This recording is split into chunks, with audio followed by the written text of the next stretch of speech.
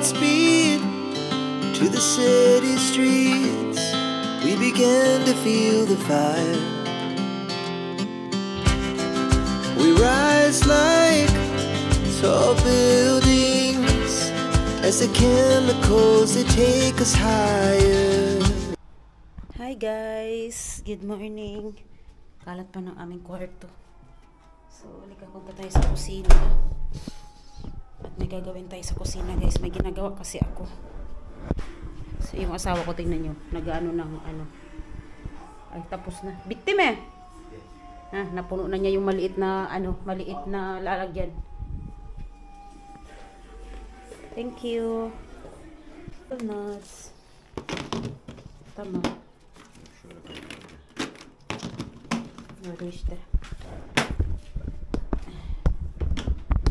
So yan guys.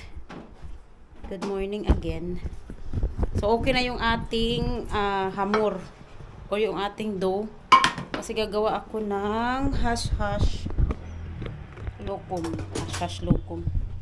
Turkish bread. Ito o yung yung lokum. Ayan o. Yan. Ito yung hamur na ginawa ko kanina or dough.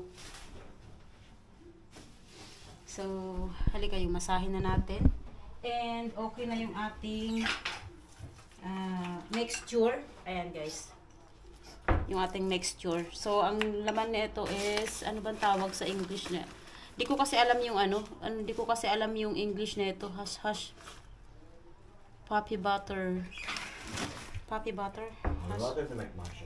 Bilmiyorum, hayır. Tapos, walnuts nilagay ko guys. So, dito sa part na to, nilinis ko na to kanina. Kasi dito ako magmamasa. So, magiging Turkish hanum tayo ngayon. Gagawin ko dito guys is maglagay lang ako ng konting mantika. Tapos i-rub ko na ganyan para hindi siya dumikit. Yan. Okay? Ganyan lang. And then, lalagyan ko siya ng konting flour. Yan. Tapos, tak lang natin. Tak. Ganyan ang mga Turkish guys. Ito hindi siya matamis ha. Hindi to matamis. Ano to yung normal na parang bread lang. Tapos ayan, i-ano mo siya, i-press mo sa loob. Kung tatanungin niyo kung saan ako natuto nito, doon sa trabaho ko, yung matanda doon. Ang galing niya kasi magganito.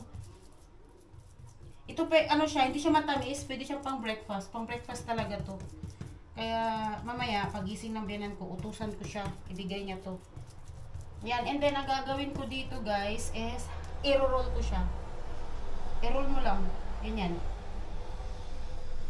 Dahan-dahan mo lang siyang i-roll. Okay lang, madumihan. Yan. Tapos habang niro-roll mo siya, syempre, pino-form mo na din. Tingnan nyo. Perfect. Diba? Yan. Para siyang bulak-bulak. And then, ilalapag natin dito. Yan, oh. Lapag natin dyan. Yan, ganyan. And then, isa pa. Asan yung cover natin? Cover natin siya ng plastic. Kasi wala yung plastic natin, di yata kasya. Maliit. Pero okay lang. Kasi cover ko pa naman siya ng cloth eh. Yan. And then dito. Yan. Then cover natin ng cloth. Yan guys.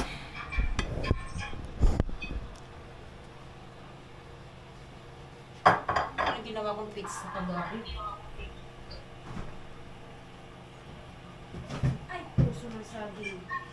Yung isda mo, naubos na isda na ang dinala mo na isda. Happy Tosun sis. Salamat. Meron pa kaya dito? Baloklar dio, Aileen dio, baloklar dio, bitnish dio.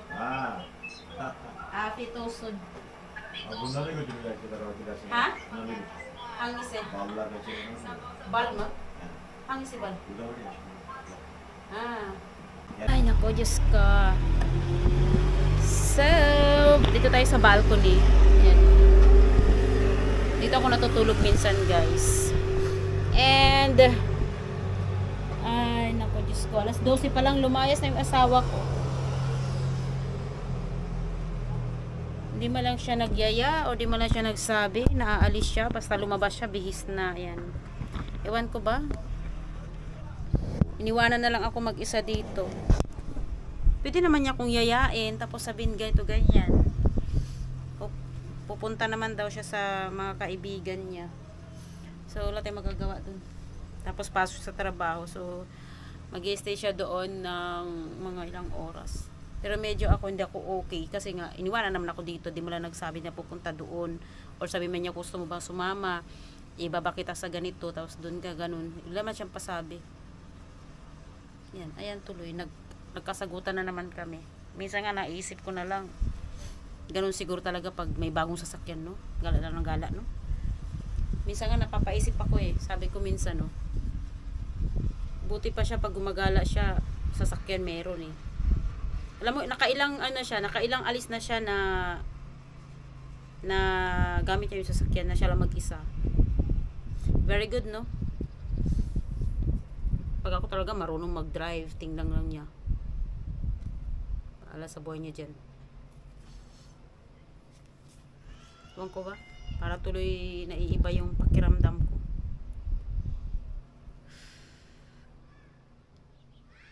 Inaantay ko lang naman siya na magsabi sa akin na gusto mong lumabas, labas tayo, ganyan. Kasi kung naboboring siya, wag lang isipin yung sarili niya. Dapat isama din naman niya ako. Kung naboboring siya, naboboring din naman ako. Ano bang anuhin ko, Diyos ko. Ay, Lord ko God. Makalayas na lang, guys. Punta lang ako sa kaibigan ko. Ayaw kasi yung kaibigan dito sa mudar niya. So, nagyaya siya. Doon na lang ako pupunta, guys. And, yun. Tingnan ko. Mawinda